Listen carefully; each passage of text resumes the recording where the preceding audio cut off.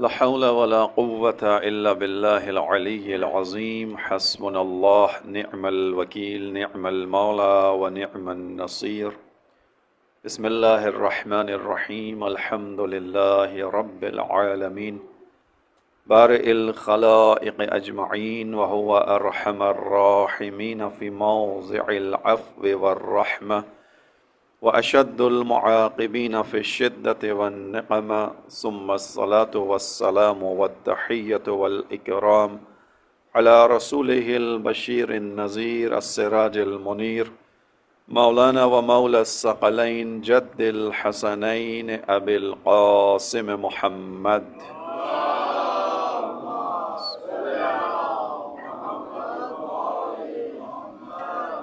وعلى أهل بيته الطيبين الطاهرين المعصومين المظلومين الذين أذهب الله عنهم الرجس وطهرهم تطهيرا.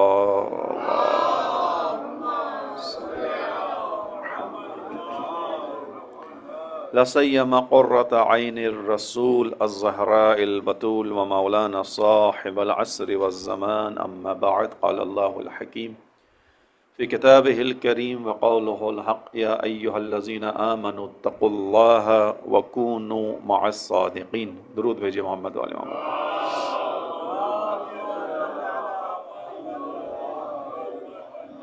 عزیزان محترم، سورہ مبارکہ توبہ کی آیت نمبر 119 اس کو تلاوت کرنے کا شرف حاصل ہوا. مشہور آیت ہے جس کو آپ تمام مؤمنین و مومنات نے بارہا سماعت فرمایا ہے، اور یہ آیت ہماری زندگی کا لازمہ اور جز ہے.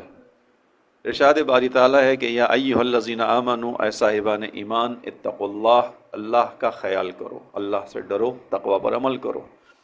وکونوا مع الصادقین، اور سچوں کے ہمراہ ہو جاؤ، سچوں کے ساتھ ہو جاؤ. دین کی تعلیمات، دین کا پیغام فقط اتنا ہی ہے کہ خداوند عالم نے جو انبیاء بھیجے، جو نبی تمہارے زمانے کا ہے، اس نبی کے ساتھ چلنے کا حوصلہ اپنے اندر پیدا کرو. اگر نبی تمہارے زمانے میں نہیں ہے تو جو نبی کا جانشین برحق ہے، اوصیاء برحق ہیں، ان کے ساتھ ساتھ چلنے کا اپنے اندر حوصلہ پیدا کرو. اس آیہ کریمہ میں جو مختصر ہے لیکن تمام صاحبان ایمان کو مخاطب قرار دے رہی ہے، یعنی اس آیت کا حصہ میں اور آپ بھی ہیں. قرآن کریم اگر قیامت تک کے لیے آیا، کہ اس میں کوئی شک نہیں کہ وہ قیامت تک کے لیے آیا ہے. قرآن کریم میری اور آپ کی ہدایت کے لیے آیا، اس میں کوئی شک نہیں ہے، چونکہ ہم اور آپ ایک عمل کو انجام ہوتا ہوا دیکھتے ہیں. جب کسی مرحوم کا انتقال ہوتا ہے، کوئی مر جاتا ہے، اس دنیا سے جاتا ہے، تو ایک عمل ہم اپنی آنکھوں کے سامنے ہوتا ہوا دیکھتے ہیں جسے تلقین کہا جاتا ہے. تلقین کے اندر جب جانے والے کو قبر میں لٹا دیا جاتا ہے تو اس کے شانوں کو پکڑ کر کچھ عقائد کی یاد آوری کی جاتی ہے. یہ وہ عقائد ہیں کہ جن کا تعلق انسان کی زندگی سے ہوتا ہے، جن چیزوں پر انسان کی زندگی گزرنی ہوتی ہے اس سے متعلق گفتگو ہوتی ہے. چونکہ موت اتنی ہولناک ہے، اس کی دہشت اتنی زیادہ ہے، ہمارے ائمہ علیہ السلام کی روایات کے مطابق اشعار میں موت ایک اور معنی رکھتی ہے. ہمارے یہاں بعض اوقات اشعار میں موت کی ہولناکی، اس کی دہشت، اس کی وحشت کو بالکل ختم کر دیا جاتا ہے. ائمہ علیہ السلام وہ ہیں کہ جنہوں نے موت کی ہولناکی کو بیان کیا. ائمہ علیہ السلام وہ ہیں جو موت کے وقت خداوند عالم سے رحم کی التجا کرتے ہیں. جناب سیدہ سلام اللہ علیہا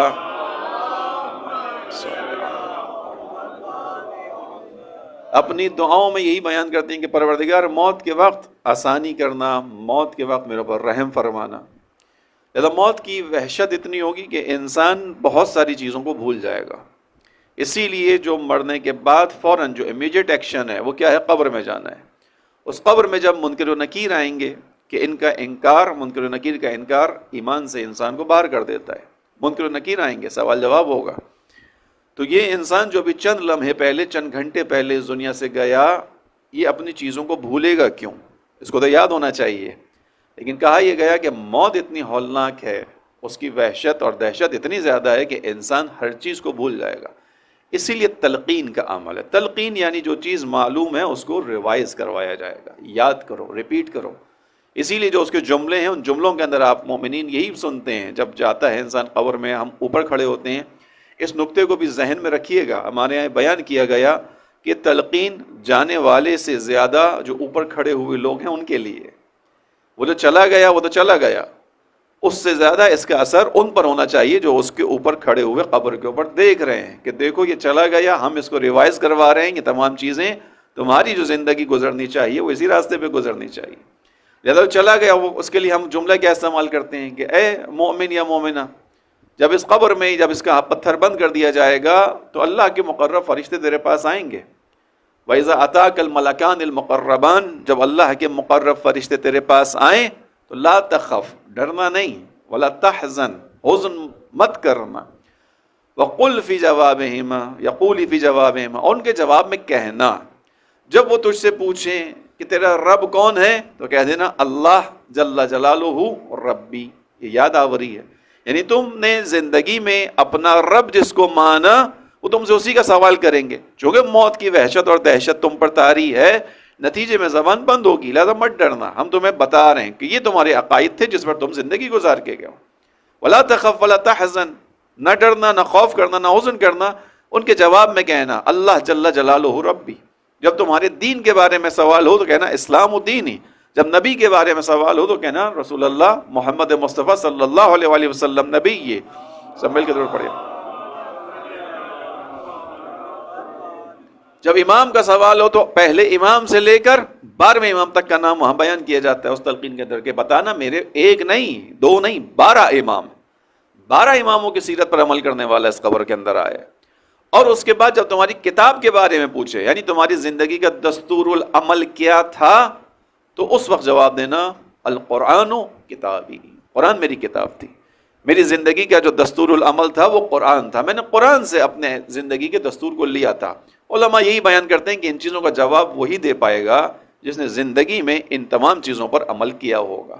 جس نے اپنی زندگی میں قرآن کو کتاب ہدایت بنایا ہوگا اس کی زبان قبر میں آسانی سے جواب دے دے گی والقرآن و کتابی، میری کتاب قرآن تھی، میں قرآن کے احکام پر عمل کرتا تھا. قرآن نے جہاں جہاں مجھے جس چیز کا حکم دیا میں نے اس کو انجام دیا، جہاں جہاں کا قرآن نے مجھے روکا میں وہاں سے رک گیا. قرآن نے مجھے بتایا کہ اس کائنات کا بنانے والا ایک ہے، میں نے اس کائنات کے بنانے والے کو ایک مانا. قرآن نے میری رہنمائی کی کہ اس دنیا کے اندر انسان کو رہنمائی کی ضرورت ہے، میں نے انبیاء کو مانا. قرآن نے بتایا کہ جب کوئی نبی اس دنیا سے جائے تو اپنا وصی چھوڑ کر جاتا ہے، اپنی امت کو ایسے ہی لاوارث چھوڑ کر نہیں جاتا. اسی قرآن کے ذریعے سے میں نے علی کو بھی اپنا امام مانا، امام مہدی تک اپنے اماموں کو مانا ہے. اسی قرآن نے میری رہنمائی کی ہے. اسی قرآن نے مجھے بتایا کہ سود کھانا حرام تھا، میں نے زندگی بھر سود کو ہاتھ نہیں لگایا. اسی قرآن نے مجھے بتایا مال یتیم کو کھانا ایسا ہے جیسے اپنے شکم میں آگ کا ڈالنا، میں ہمیشہ اس آگ سے دور رہا. اسی قرآن نے مجھے بتایا، بچوں کے لیے بیان کر رہا ہوں، کہ دیکھو جب ماں باپ تمہارے سامنے ہوں اور ان میں سے کوئی بڑھاپے کی طرف آ جائے تو فلا تقل لہما اف، ان کے سامنے اف بھی مت کرنا. وقل لہما قولا کریما، اور ان کے سامنے ہمیشہ مہربانی سے بات کرنا، اپنے شانوں کو جھکا کر چلنا، اف بھی مت کرنا. میں تو قرآن کی زندگی گزار کے آیا ہوں، لہذا جب تم سے یہ ملک پوچھیں تو کہنا میں تو قرآن کی زندگی گزار کے آیا ہوں. عزیز و جواب کون دے گا اس کا؟ جس نے قرآن پر عمل کیا ہوگا، جس کی زندگی قرآنی احکام کے اوپر چل رہی ہے. درود پڑھیے گا محمد والے محمد پر.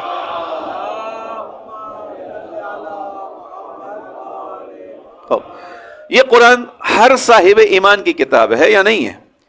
ہمارے لیے کوئی اور کتاب تو نہیں ہے نا. تلقین کا حصہ اس لیے میں نے تفصیل سے بیان کیا. رسول اللہ بھی جاتے جاتے کیا چیزیں دے کر گئے؟ انی تارکن فیکم الثقلین، میں 2 چیزیں چھوڑ کے جا رہا ہوں، کتاب اللہ وعطرتی اہل بیتی ما ان تمسکتم بہما. یہ جملہ جو ہے وہ اہم ہے. میں تمہارے درمیان 2 چیزیں چھوڑ کے جا رہا ہوں، اگر تم ان دونوں سے متمسک رہے. ما ان تمسکتم بہما ہے، باحدہما نہیں ہے کہ اگر تم نے ان دونوں میں سے کسی ایک کو بھی تھام لیا تو ہدایت پہ رہو گے، نہیں.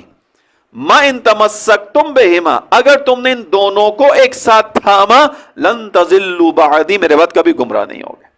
توجہ کیجئے گا، اس کا مطلب ہے کہ بعد رسول گمراہی کا اندیشہ موجود ہے. اگر نہ ہوتا تو اللہ کے رسول کہہ کر جاتے کہ دیکھو مسلمانوں، اللہ کی جانب سے میرے لیے پیغام آ گیا ہے، میں اب اس دنیا سے جا رہا ہوں جیسے مجھ سے پہلے کے انبیاء اس دنیا سے چلے گئے.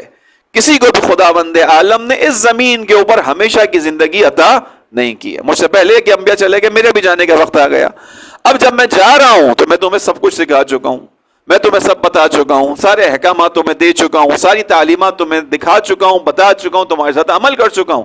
لہذا اب میں اطمینان کے ساتھ جا رہا ہوں، اب تمہیں کوئی بھی چیز راستے سے ہٹانے والی نہیں ہے. یہ کہہ کے جانا چاہیے تھا رسول اللہ کو. لیکن رسول اللہ کی اس حدیث کے اندر یہ نقطہ موجود ہے کہ رسول اللہ اس بات کو بیان کر رہے ہیں کہ میرے بعد گمراہی کا راستہ کھلا ہوا ہے، میرے بعد تمہارے لیے اپنے دین پر چلنا اہم ہے. اب وہ دین کا راستہ کیا ہے وہ میں دے کے جا رہا ہوں، میری ذمہ داری ہے. میں خاتم الانبیاء ہوں لیکن اشرف الانبیاء بھی ہوں.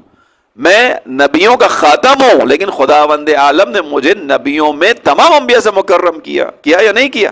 1,24,000 انبیاء سے رسول اللہ کی نبوت کی گواہی خدا نے دلوائی، اور ان انبیاء نے اپنی امتوں سے رسول اللہ کی نبوت کا اقرار لیا ہے. رسول اللہ آخری نبی ہیں لیکن ان کا اقرار تمام انبیاء سے خداوند عالم نے کروایا. اب کس طرح ممکن ہے کہ حضرت موسیٰ تو 30 راتوں کے لیے خدا سے ملاقات کے لیے جائیں؟ وَوَعَدْنَا مُوسَىٰ 30 لَيْلَةً وَأَتْمَمْنَاهَا بِعَشْرٍ. ہم نے موسیٰ کو 30 راتوں کے لیے بلایا کہ موسیٰ آؤ کوئی طور پر، مناجات کے لیے آؤ، دعا کے لیے آؤ، اور ہم تمہیں وہاں پر کتاب عطا کریں گے. موسیٰ 30 راتوں کے لیے چلے اور ہم نے اس کو 10 سے مزید اضافہ کیا اور 40 راتوں میں بدل دیا اس ملاقات کو.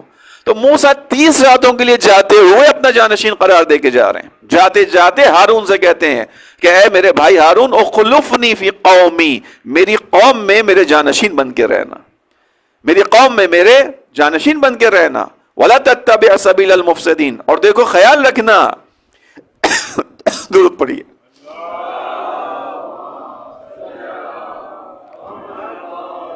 خیال رکھنا کہ ممکن ہے یہ قوم یا اس کے بعض افراد تمہیں اپنے راستے پہ چلانے کی کوشش کریں. ولا تتبع، تم ان کے پیچھے مت چلنا، مفسدوں کے ساتھ مت دینا، تم میرے راستے پر رہنا.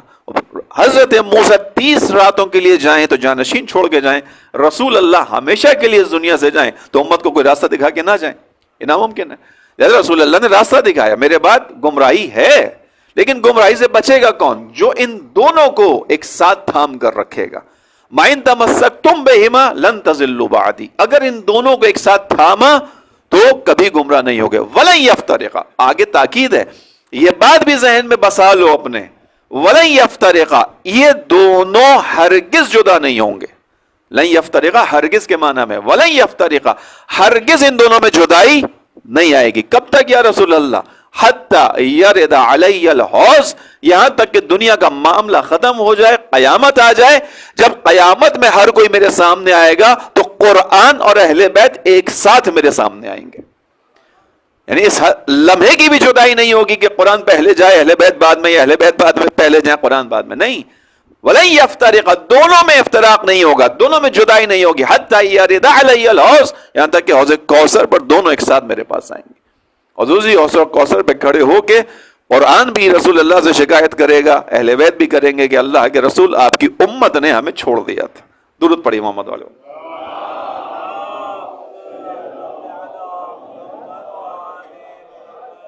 بس یہ قرآن کریم کی ہر مومن کی زندگی میں اہمیت ہے عزیزان من، ہر مومن کی زندگی میں. افسوس یہ کہ ہمارے یہاں قرآن کریم بہت کم رنگ ہے. جن لوگوں کے قرآن کریم کا رنگ زیادہ ہے ان کے اہل بیت کا رنگ کم ہے. ہم نے ایک کو تھاما، انہوں نے بھی ایک کو تھام لیا. رسول اللہ دونوں دے کر گئے تھے اور بیان کیا تھا کہ اگر دونوں کو تھامو گے کبھی جدائی نہیں آئے گی. چونکہ جو قرآن کی تعلیمات ہیں اس کو اگر مجسم شکل میں دیکھنا ہو تو وہ اہل بیت علیہ السلام ہے. مجسم اگر دیکھنا ہو تو اہل بیت علیہ السلام ہے. قرآن جہاں تمہیں سمجھ میں نہ آئے وہاں سیرت ائمہ علیہ السلام کو اپنے نگاہوں میں رکھنا، تمہیں قرآن سمجھ میں آ جائے گا. بس قرآن ہماری کتاب ہے عزیزوں. یہ قرآن نے کہا یا ایھا الذین آمنوا، بس میں اور آپ اس کا مخاطب ہیں، اے ایمان والو اتقوا اللہ، اللہ سے ڈرو، اللہ کا خیال کرو، اللہ کی پرواہ کرو. ڈرو سے مراد جو علماء نے بیان کیا یعنی اللہ کا خیال کرو، اللہ کی پرواہ کرو، اپنے کاموں میں خدا کو مد نظر رکھو. خدا ڈرنے والی ہستی نہیں ہے، خدا سے زیادہ مہربان کوئی نہیں ہے، خدا سے زیادہ چاہنے والا کوئی نہیں ہے. آپ اور میں اگر اہل بیت علیہ السلام سے محبت رکھتے ہیں کہ ہماری زندگی اور آخرت کا سرمایہ یہ محبت اہل بیت، ہماری زندگی اور آخرت کی نجات اسی محبت اہل بیت میں. ہم خداوند عالم کی بارگاہ میں جتنا بھی شکر ادا کریں، شکر ادا کر نہیں پائیں گے کہ اس نے ہمیں ولایت علی کے ساتھ اس زمین پر بھیجا ہے۔ مسلمہ عقیدہ ہے ہمارا، ایسا ہی ہے، لیکن انصاف کی نگاہ سے بتائیے کہ مجھے اور آپ کو ولایت علی کے ساتھ اس دنیا میں بھیجنے والا ہے کون؟ یہ فیصلہ کیا کس نے کہ میں اور آپ جو اس دنیا میں آئیں تو ولایت علی کا دامن تھام کے آئیں؟ کس نے کیا؟ خداوند عالم نے۔ یہ اہتمام کس نے کیا؟ کس نے آپ کے اور میرے دل میں امام حسین علیہ السلام کے لیے ایک ایسا نرم گوشہ رکھا کہ میں کسی بھی مصیبت میں ہوں، جب یاد حسین آتی اپنی مصیبت کو بھول جاتا ہوں، امام حسین کی مصیبت کو یاد کرتا ہوں۔ یہ محبت کس نے رکھی؟ کس نے میری اور آپ کی آنکھوں میں امام حسین کے نام پر آنسو دیے؟ ایک انسان جب اس کے گھر میں کسی کا انتقال ہو جائے، ہم سب اس فنومینا سے گزرتے ہیں، اس عمل سے گزرتے ہیں۔ مرحومین ہر کسی کے گھر میں کسی کے دادا کا انتقال، کسی کے دادی کا انتقال، کسی کے بزرگوں کا انتقال، کسی کے ماں باپ کا انتقال، یقیناً کچھ عرصے تک غم کی کیفیت ہوتی ہے۔ یعنی میں اس کو تھوڑا سا آپ کے سامنے بیان کروں، محبت امام حسین پر کتنا باقی ہوتی ہے۔ جو حال مثال کے طور پہ والد کا، خدا نہ کرے کسی کے والد کا انتقال ہو، والدہ کا انتقال، بہرحال دنیا ہے، اس کے اندر یہی سلسلہ ہے، انتقال ہو جائے، ماں سے زیادہ مستحکم رشتہ اس دنیا میں ماں اور اولاد سے زیادہ کسی کا نہیں ہوتا۔ ایسے ہی ہے، ماں کا بھی انتقال ہو جائے، جو کیفیت بچوں کی ماں کے جنازے پر ہوتی ہے وہ کیفیت ماں کے سویم پہ نہیں ہوتی۔ ایسے ہی ہے، شدت غم ہوتی ہے، شدت ہوتی ہے، دل پھٹ رہا ہوتا ہے، لیکن جو جنازے پر موت کے وقت کی کیفیت ہے، بہرحال اس کے اندر کچھ حد تک کمی سویم تک آ چکی ہوتی ہے۔ اس کے بعد دن گزرتے جاتے ہیں، 10واں 20واں 40واں، وہی اولاد جو ماں کے جنازے پر غش کھا کے گر رہی تھی وہ 40ویں تک سنبھل چکی ہوتی ہے۔ ایسا ہی ہے یا نہیں؟ پھر اس کے بعد برسیوں کا سلسلہ شروع ہوتا ہے۔ سعادت مند ہوتی ہے وہ اولاد جو اپنے مرحومین کو، مخصوصاً مرحوم ماں باپ کو ہمیشہ یاد رکھتی ہے۔ وَإِلَّا ہمارے معاشرے کے اندر برسیاں 1 2 3، اس کے بعد چوتھی 5ویں برسی کے بعد معمولاً برسی نہیں ہوتی ہے، یاد بھلا دی جاتی ہے، گھر کی حد تک رہ جاتی ہے چیز، ٹھیک ہے، وہ بھی سعادت مندی کہ کوئی گھر میں بھی یاد رکھے اپنے والدین کو۔ 5ویں 6ٹھی برسی کے بعد معمولاً معاملہ سرد ہو جاتا ہے۔ ایسا ہی ہے نا؟ امام حسین علیہ السلام کے ساتھ کیسا معاملہ ہے؟ آپ اس سال جو محرم میں جو آپ نے چاند طلوع ہوتے ہوئے دیکھا، اور اس سال اب تک جتنے آنسو آپ امام حسین پہ بہا چکے، کبھی آپ نے اس محرم کی کسی فرش عزا پر بیٹھ کر یہ سوچتے میں آنسو بہائے کہ اس سال ذرا کم آنسو بہاؤں گا، پچھلے 40 سال سے آنسو بہا رہا ہوں؟ سوچا کبھی یہ سوچ کر بیٹھے کہ اس سال تھوڑا ٹھیک ہے، نارمل کروں گا اپنے آپ کو، بہت عرصہ ہو گیا امام حسین پہ روتے ہوئے، یا نہیں؟ برعکس ہوا ہوگا۔ اگر کسی فرشی عزا پر بیٹھے ہوئے آپ کے آنسو میں کمی آ رہی ہوگی تو آپ نے اپنے اندر ٹٹولنے کی کوشش کی ہوگی، بار الہ ماجرا کیا ہے، حسین پر مصائب ہو رہے ہیں، آنکھوں میں آنسو کیوں نہیں آ رہے؟ ایسا ہی ہے عزیزوں، یہ جو قلبی تعلق ہے جو بہت عظیم ہے، اس کی عظمت کو شاید اس دنیا میں نہیں سمجھ پائیں، اس کی عظمت وہاں نظر آئے گی۔ اس عظمت کے ساتھ اس دنیا میں جو بھیجا ہے، یہ فیصلہ کس نے کیا ہے؟ خداوند عالم نے۔ تو پھر انصاف کا تقاضا ہے، ہماری جتنی محبت امام حسین علیہ السلام سے، اگر اس سے زیادہ نہیں تو کم از کم اتنی محبت خدا سے ہونی چاہیے۔ باراللہ تو نے فیصلہ کیا ہے، باراللہ یہ دسترخوان تو نے عطا کیا ہے، باراللہ یہ علی ابن ابی طالب کا دامن تو نے ہاتھوں میں دیا ہے۔ تو اگر چاہتا ہے، اب کیوں اس کو کہہ رہا ہوں، یہ مستند کر رہا ہوں آپ کے سامنے بات، اس لیے کہ یہ باتیں شکر کی باتیں۔ امام حسین علیہ السلام کی دعائے عرفہ کو آپ مومنین پڑھتے ہیں، اس میں ایک جملہ امام حسین کا جا کر دیکھیے گا۔ امام حسین بیان کرتے ہیں، پروردگار میں تیرا شکر گزار ہوں کہ تو نے مجھے دولت یعنی حکومت کفر میں پیدا نہیں کیا، تو نے مجھے اس وقت اس دنیا میں بھیجا کہ جب تیرے آخری نبی کے آنے کا اہتمام ہو گیا، تو نے اپنے آخری نبی کو زمین پر بھیج دیا، تیرے آخری نبی نے زمین پر تیرے کلمے کو پھیلانا شروع کر دیا، تب میری آنکھ اس دنیا میں آ کے کھلی ہے۔ یہ نعمت کی بات ہے، یہ کہ تو نے اپنے آخری نبی کے ساتھ مجھے وابستہ کیا ہے۔ کون بیان کر رہا ہے؟ امام حسین علیہ السلام بیان کر رہا ہے۔ خدایا نعمت عظمیٰ ہے میرے لیے کہ میرا تعلق کسی اور مذہب سے نہیں ہے، میرا تعلق تیرے آخری نبی کے دین سے۔ ہم اس سے آگے بڑھ کر کہیں گے، پروردگار تیرا شکر ہے کہ تو نے ہمیں اپنی آخری نبی کی امت بھی بنایا، اور آخری نبی کے بعد در بدر کی ٹھوکر کھانے والا نہیں، سیدھا سیدھا علی مرتضیٰ کے دروازے پر آنے والا قرار دیا ہے۔ درود پڑھی محمد والے محمد پر۔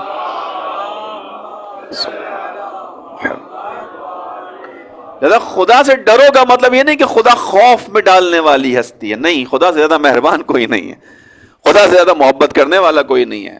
خدا ماں سے زیادہ چاہتا ہے، تو جو کیجیے گا ماں سے زیادہ چاہتا ہے. بعض اوقات ماں کسی نیکی کو کرتے ہوئے اگر غصے میں آ جائے احسان جتا دیتی ہے. مجھے میری زندگی کا کوئی واقعہ یاد نہیں ہے کہ جہاں خدا مند عالم نے میرے اوپر کوئی احسان جتایا ہو. مجھے میری زندگی کا واقعہ یاد نہیں ہے کہ جب میں شب قدر میں خدا کی بارگاہ میں جانے کا ارادہ کر رہا ہوں تو دروازے پہ کسی نے روک کر کہا ہو کہ خدا کی طرف سے پیغام آیا ہے، پچھلی شب قدر کے وعدوں کو کر کے تم نے بھلا دیا تھا، اب تمہیں اندر آنے کی اجازت نہیں ہے. ایسا واقعہ میری زندگی میں تو پیش نہیں آیا. خدا کی مہربانی کا دروازہ تو مجھے ائمہ نے ایسے بتایا کہ خدا اتنا مہربان ہے کہ جو ہمارے ساتھ رہنے والے فرشتے ہیں، ان فرشتوں میں ہم کیا بیان کرتے ہیں، بچوں کے لیے بیان کر رہا ہوں، ایک فرشتہ اچھائی لکھ رہا ہے، ایک فرشتہ کیا لکھ رہا ہے، برائی لکھ رہا ہے. جو ہمارے ساتھ برائی لکھنے والا فرشتہ ہے، روایت ہے چھٹے امام کی، برائی لکھنے والا فرشتہ ایک ہے. جب سے ہم بالغ ہوئے یا جب سے ہمارا نام عمل بننا شروع ہوا اور جب تک بنتا رہے گا یعنی آخری سانس تک، اس وقت تک برائی لکھنے والا فرشتہ ایک ہوگا. ائمہ کی روایت کے مطابق جو اچھائی لکھنے والے فرشتے ہیں وہ آتے رہیں گے جاتے رہیں گے، یعنی ان کی ڈیوٹیز بدلتی رہیں گی. میرے ساتھ جب میں مروں گا محشور ہوں گا، برائی لکھنے والا ایک فرشتہ کھڑا ہوگا، اچھائی بیان کرنے والے کئی فرشتے ہوں گے. حکمت کو سوچئے ذرا، غور کیجئے، فکر کیجئے. کیوں کہ دنیا کھیل نہیں ہے. خداوند عالم نے ساری چیزیں حکمت کے تحت کی. خدا کی محبت سمجھا رہا ہوں فقط. کیوں ہوگا عزیزوں؟ اس پہ ایک عالم نے بیان کیا، کہا اس کی وجہ یہ ہے کہ خدا مہربان ہے. اپنے بندوں کے لیے کہا جاتا ہے نا خدا بہانے بہانے سے بخشنا چاہتا ہے، یہ حقیقت ہے. خدا وند عالم بہانے بہانے سے بخشنا چاہتا ہے. خدا وند عالم نہیں چاہتا کوئی انسان جہنم میں جائے. خدا وند عالم نے اسی لیے بخشش کے راستوں کو بہت آسان بنایا ہے، بہت آسان بنایا ہے. اس واقعے کو پورا کرنے سے پہلے بیان کر دوں، آپ پانی پیئیں، پانی پی کے گلاس اپنی جگہ پر رکھیں اور ایک مرتبہ کہہ دیں صلی اللہ علیہ یا ابا عبداللہ، خدا وند عالم کی قربت کا سفر شروع ہو جاتا ہے. آپ اس ایک جملے سے خدا کے نزدیک ہو جاتے ہیں. پانی پیے، دن میں کتنی بار پانی پیتے ہیں؟ جتنی بار پانی پی کر امام حسین کو یاد کریں گے تو ان کا مقصد بھی ذہن میں آئے گا، اور مقصد حسین سے نزدیک ہوں گے، خدا کی قربت کا سفر خود بخود طے ہو جائے گا. خود توجہ کیجیے گا. کیوں ایک فرشتہ ہے برائی لکھنے والا اور متعدد فرشتے نیکی لکھنے والے؟ اس کو عالم نے آغا محسن قراتی نے بیان کیا. کہتے ہیں اس لیے کہ اس دنیا کے اندر بھی ایک اصول ہے. وہ اصول کیا ہے؟ فرض کیجئے کہ کسی ایک شخص کے اوپر کوئی مقدمہ دائر ہو جائے، کیا آ جائے کہ صاحب اس شخص نے فلاں کام انجام دیا، غلط کام انجام دیا. اب اس کے لیے جو محاکمہ ہوگا اس کے لیے شاہدوں کی ضرورت پڑے گی، گواہوں کی ضرورت پڑے گی. اب وہاں گواہی دینے والے آئیں اور اس شخص کی برائی کے بارے میں جو گواہی دینے والا ہو فقط ایک ہو، لیکن کچھ اور گواہ آنا شروع ہو، اور آنے کے بعد ہر آنے والا کہے کہ ہم نے تو اس سے یہ اچھائی دیکھی ہے، ہم نے تو اس کو فلاں اچھا کام کرتے ہوئے دیکھا، ہم نے تو اس کو فلاں جگہ پہ فلاں خیرات کرتے ہوئے دیکھا، ہم نے تو اس کو ہمیشہ دوسروں کا مددگار پایا، ہم نے تو اس کو یتیموں کی سرپرستی کرتا ہوا پایا. تو آغا محسن قادری کہتے ہیں کہ فیصلہ اس کے حق میں ہوگا یا اس کے خلاف ہوگا، کیونکہ اس کی برائی بیان کرنے والا ایک ہے، اچھائیاں بیان کرنے والے متعدد ہیں. تو جو حاکم ہوگا وہ کہے گا کہ ایک کی برائی، ایک کی گواہی کے مقابلے میں زیادہ کی گواہی قبول کی جائے گی. خدا وند عالم بھی یہ کہے گا آپ کی اور میری برائی بیان کرنے والا ایک فرشتہ، پروردگار اس نے یہ کیا، یہ خطا کی، یہ خطا کی. خدا اچھائی بیان کرنے والوں کو بھی بلائے گا اب تم بیان کرو. نتیجے میں جب انسان کی اچھائی بیان کرنے والے فرشتے زیادہ ہوں گے خدا اس معنی سے انسان کو بخش دے گا. یہ مہربانی ہے خدا کی. لیکن اس کے اندر ایک اللہ صلی اللہ، لیکن یہ جملات معمولاً انسان کو تھوڑا سا سست بھی کر دیتے ہیں اور مغرور بھی کر دیتے ہیں. اس کا بھی حل دیا گیا ہے ہمیں کہ ان روایتوں کو سن کے مغرور نہ بننا، قرآن کے ساتھ چلنا. قرآن نے کہا کہ اچھائی اس وقت ہوگی جب تم اس اچھائی کو لے جانے میں کامیاب ہو جاؤ گے. اچھائی تو کر لو گے، لیکن اصل حقیقت کیا ہے؟ من جاء بالحسنہ فلہ عشر امثالھا. یہ قرآن ہے، روایت اور قرآن کو ساتھ ساتھ لے کے چلیں. جو ہمارے پاس نیکی اور اچھائی کو لے کر آئے گا اس کو ہم 10 گنا اجر عطا فرمائیں گے. کیا مطلب ہے؟ یعنی اس کا مطلب ہے اس دنیا میں رہتے ہوئے ممکن ہے میں نے ایک اچھا کام کیا ہو، لیکن غرور کے ذریعے، تکبر کے ذریعے سے، احسان جتانے کے ذریعے سے، گناہوں کے ذریعے سے اپنی اس اچھائی کو دبا دیا ہو، ختم کر دیا ہو. حبط اعمال کی بحث قرآن کے اندر موجود ہے کہ انسان کے اعمال ہوں گے حبط ہو جائیں گے. جیسے پریشر کوکر کے اندر آپ پریشر کوکر کا ڈھکن بند کر دیتے ہیں، اندر غذا موجود ہوتی ہے، اس کے اوپر جو ہوتا ہے پریشر ہوتا ہے، بند ہوتی ہے، باہر نہیں نکل سکتی وہ. حبط اعمال کا بھی یہ مطلب ہے اعمال حبط ہو گئے، بند ہو گئے. کیوں؟ کیونکہ فلاں گناہ نے آ کر تمہارے اعمال کو حبط کر دیا. توجہ کیجیے گا. من جاء بالحسنہ، نیکی جو لے کر جائے گا اس کے ساتھ یہ عمل انجام پائے گا. بس عزیزوں، قرآن کریم نے بیان کیا کہ آؤ نیکوکاروں کے ساتھ، سچوں کے ساتھ ہو جاؤ، خدا کا تقوی اختیار کرو، اور کونوا مع الصادقین، سچوں کے ساتھ ہو جاؤ. اصل جو بحث ہے قرآن کریم کی وہ معیت کی ہے، ہمراہ کی ہے، جو ساتھ چلے. قرآن کریم فقط حامیوں کا طرفدار نہیں ہے. توجہ کیجیے گا. ائمہ علیہ السلام کے ساتھ چلنے کے لیے جو اصل شرط ہے وہ کیا ہے؟ ائمہ کے ساتھ چلو، ائمہ کے ہمراہ ہو جاؤ، ائمہ علیہ السلام کے ہم قدم چلنا ہے. عزیزو، یہ معیت اتنی اہم ہے کہ میں اور آپ ابھی جو زیارت اربعین پڑھ کر بیٹھے، اس سال ممکن ہے آپ نے یہ زیارت کو اسی اپنی کراچی میں پڑھا ہو. دعا کرتے ہیں کہ خدا اگلے سال انشاءاللہ مجھے اور آپ کو یہ زیارت بین الحرمین پڑھنے کی توفیق عنایت فرمائے. اپنے اس دعا کی قبولیت کے لیے صلوات پڑھیے گا.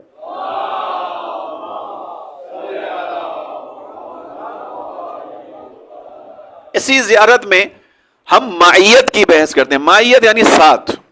ایک نقطہ ہے اس کے اندر، وَالنُّصْرَةِ مُعَدَّةٌ لَكُمْ، یہ آپ نے اس اربعین میں پڑھا ہوگا انشاءاللہ. مستحب تھی نماز زیارت پڑھنا. آپ نے امام حسین کو مخاطب کر کے کہا ہوگا وَالنُّصْرَةِ مُعَدَّةٌ لَكُمْ، اے میرے مولا حسین میری مدد آپ کے لیے حاضر ہے. وَالنُّصْرَةِ مُعَدَّةٌ، آمادہ ہے، میں آمادہ بیٹھا ہوں. حَتَّى يَأْذَنَ اللَّهُ لَكُمْ، یہاں تک کہ خدا آپ کو اذن عطا فرمائے. اسی جملے کے اندر ایک نقطہ یہ کہ میں آمادہ ہوں، تیار بیٹھا ہوں، خطاب آپ سے کر رہا ہوں، لیکن مجھے معلوم ہے کہ اب جو قیام کا پرچم ہے وہ آپ کے آخری فرزند امام مہدی کے ہاتھ میں ہے، اسی لیے میں بیان کر رہا ہوں.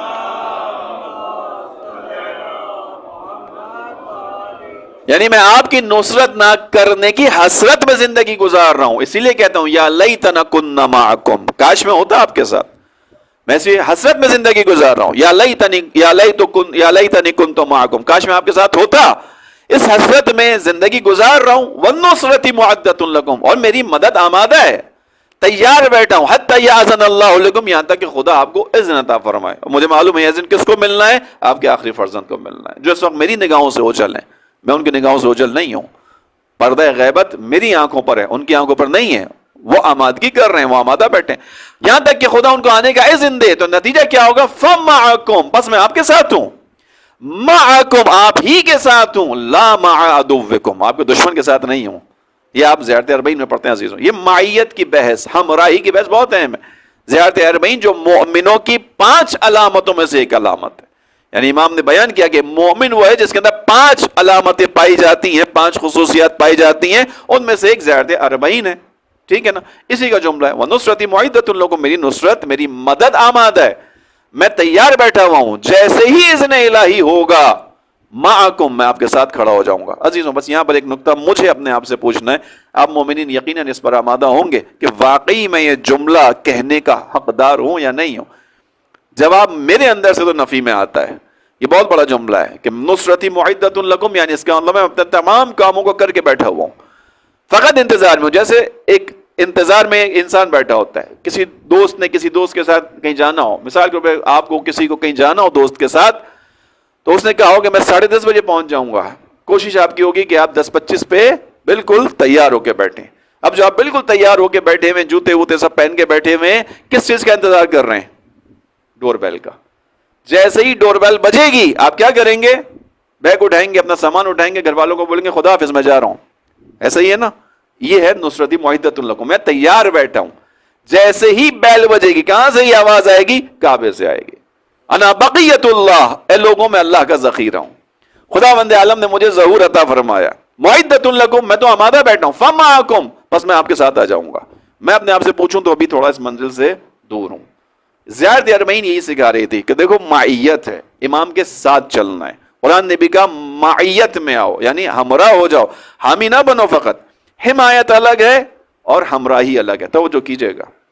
حسن نصر اللہ کی میں مثال دیتا ہوں، 2006 میں جو جنگ جیتی گئی، حزب اللہ نے جنگ جیتی، جب جنگ جیت گئے اس کے بعد میدان میں لوگ آ گئے، حمایت میں آ گئے، تو حتیٰ وہ خواتین بھی جو پردہ بھی نہیں کرتی تھیں، حتیٰ ان کا لباس بھی بہت زیادہ مناسب نہیں تھا. لبنان معلوم ہے، جو لوگ وہاں پہ جا چکے ہیں ان کو معلوم ہے کہ لبنان ایک بہت ہی ماڈرن سٹی ہے، عروس البلاد کہا جاتا ہے اس کو. عروس البلاد یعنی ملکوں کی یا شہروں کی دلہن.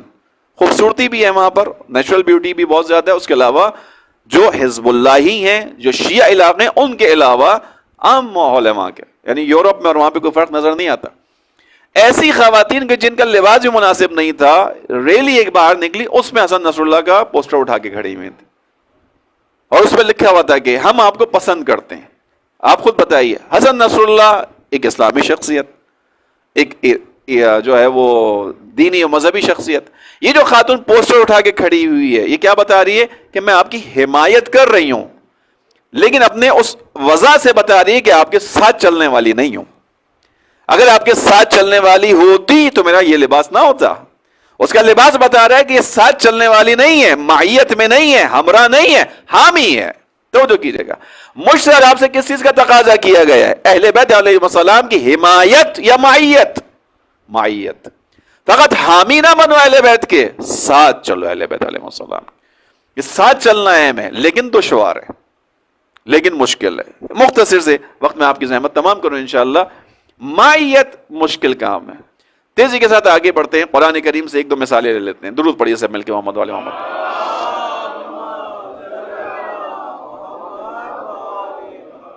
کیوں بیان کر رہا ہوں؟ چونکہ ابھی ہم نے 40 گزارا ہے. ابھی ہم آج امام حسین علیہ السلام کے ساتھ چلتے ہوئے ہمیں کتنے دن ہو گئے؟ 45 دن ہو گئے. ایسا ہی ہے نا؟ 2 مہینہ اور بلکہ 55 دن ہو گئے.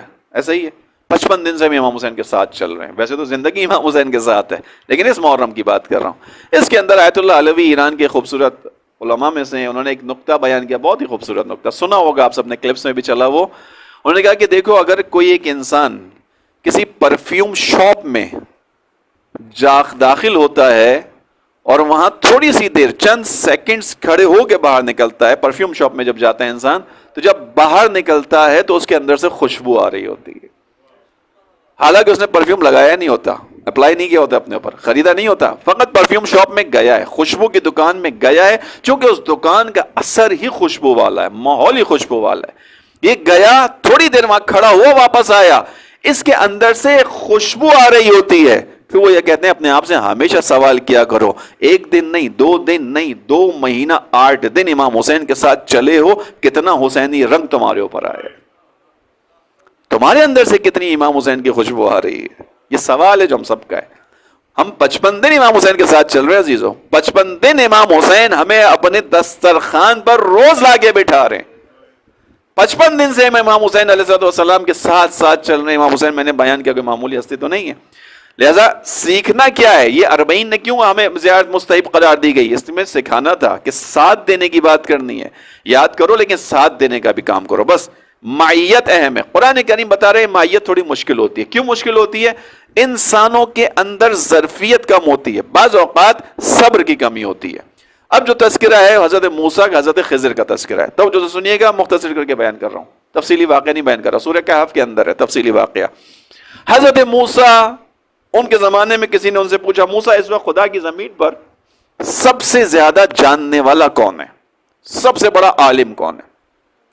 حضرت موسیٰ کو دل میں خیال گزرا، چونکہ صاحب کتاب ہوں، صاحب شریعت ہوں، کلیم اللہ ہوں، خداوند عالم کا برگزیدہ نبی ہوں، لہذا مجھ سے زیادہ جاننے والا کوئی نہیں ہے. جیسے ہی خیال گزرا، بھی حضرت موسیٰ نے بیان نہیں کیا، کلام نہیں کیا، حضرت موسیٰ کے دل میں خیال گزرا. روایت یہ بیان کرتی ہے خداوند عالم نے فوراً فرشتے سے کہا کہ میرے بندے تک پہنچ جاؤ اس سے پہلے کہ عجب اسے ہلاک کر دے. توجہ کیجیے گا، عجب کیا چیز ہے؟ خود کو بڑا دیکھنا، خود کو بڑا دیکھنا، اپنے بارے میں تھوڑا سا ایسی اینگل لگانا کہ میں سب سے بہتر ہوں، معاشرے کے اندر، علم کے اندر، تقوی کے اندر، پرہیزگاری کے اندر، دین کے کاموں کے اندر. یہ عجب ہے. روایت بیان کی آپ کے سامنے، خدا نے فرشتے سے کہا کہ فوراً پہنچو اس سے پہلے کہ عجب اسے ہلاک کر دے، کیونکہ اپنے آپ کو دیکھا. یہ حضرت موسیٰ کا قصہ ہے، اپنے آپ کو دیکھا. حضرت موسیٰ کے پاس فرشتہ آیا، کہا کہ خداوند عالم نے آپ کو پیغام دیا ہے آپ زمین پر سب سے زیادہ جاننے والے نہیں ہیں، آپ سے زیادہ جاننے والا بھی کوئی ہے۔ حضرت موسیٰ نے کہا بس ٹھیک ہے، اس کی طرف رہنمائی کرو، میں جاؤں اس کی شاگردی کروں۔ خدا نے کہا کہ ٹھیک ہے، یہ نشانیاں بیان کی، اس نشانی کے مطابق چلتے جائیے، جہاں وہ آپ کو ملے اس کی پیروی کیجیے۔ قصہ طولانی ہے، میں مختصر کر کے بیان کر رہا ہوں، سورہ کہف کے اندر ہے، انشاءاللہ جا کے نوجوان پڑھ لیں گے اس کو۔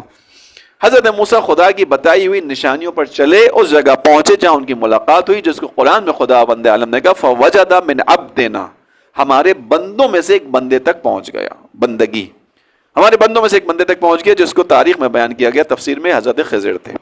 حضرت خضر تک پہنچ کے اب حضرت موسیٰ کیا کہہ رہے ہیں، هَلْ أَتَّبِعُكَ عَلَىٰ أَن تُعَلِّمَنِي مِمَّا عُلِّمْتَ رُشْدًا، اے خدا کے نیک بندے یعنی حضرت خضر، کیا آپ مجھے اجازت دیں گے کہ میں آپ کے ساتھ چلوں تاکہ آپ کے ذریعے سے میں اس رشد اور علم تک پہنچ جاؤں جس پر خدا نے آپ کو فائز کیا ہے۔ مجھے خدا نے کہا کہ میں سب سے زیادہ نہیں جانتا، آپ تک رہنمائی کی ہے، اب جب میں آپ تک پہنچا ہوں تو میں آپ کے ساتھ چلنا چاہوں گا، کچھ ساتھ دینا چاہوں گا آپ کا، تاکہ آپ مجھے اپنی ہمراہی میں اس علم اور اس رشد تک پہنچائیں جس تک خدا نے آپ کو پہنچایا۔ حضرت خضر کا جواب کیا ہے؟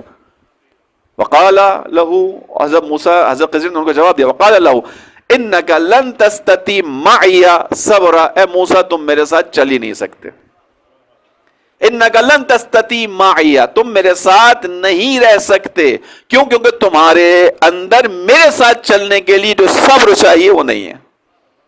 قرآن کی بحث ہے عزیزوں، چونکہ مجھے اندازہ ہے وقت زیادہ ہو چکا ہے، کل بھی آفس ڈے، میں مختصر بیان کرنا چاہ رہا ہوں۔ انک لن تستطیع معی صبرا، یہ گفتگو خدا کے ایک بندے کی، خداوند عالم کے ایک ولی کی، ایک نبی کے ساتھ ہے، وہ جو صاحب علم ہے، وہ اولو العزم نبی کو کہہ رہا ہے تم میرے ساتھ چلنے کے لیے جو صبر چاہیے وہ رکھتے ہی نہیں اپنے اندر۔